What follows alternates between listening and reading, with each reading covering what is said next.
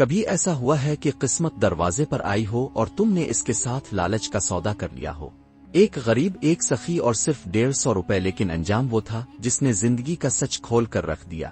یہ کہانی ہے ایک غریب آدمی کی جس کے چھوٹے سے کچے مکان کی چھت ٹوٹ چکی تھی۔ موسم بارشوں کا تھا، آسمان برستا اور چھت سے پانی ٹپکتا۔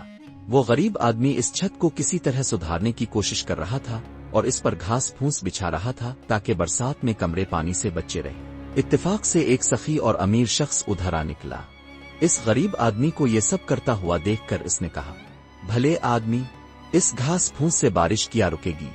پکی چھت بنوا لو تو ٹپکنے کا اندیشہ جاتا رہے۔ غریب نے جواب دیا، جناب، آپ کا فرمانا تو بے شک بجا ہے اور میں بھی جانتا ہوں، مگر حضور، میرے پاس پکی چھت بنوانے کے لیے رقم کہاں؟ امیر آدمی نے اس سے پوچھا، پکی چھت بنانا چاہو تو اس پر کیا لاگت آئے گی؟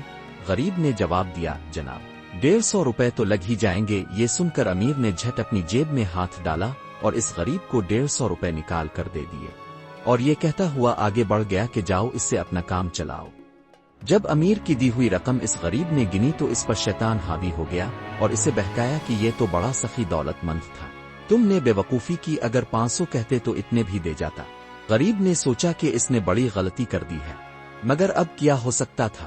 اچانک اس غریب نے آگے قدم بڑھا دیے اور سیدھا اس سخی انسان کے بڑے سے مکان پر پہنچا اور اسے کہنے لگا، جناب، میں نے اندازے میں غلطی کی تھی، چھت پر 500 روپے خرچ ہوں گے۔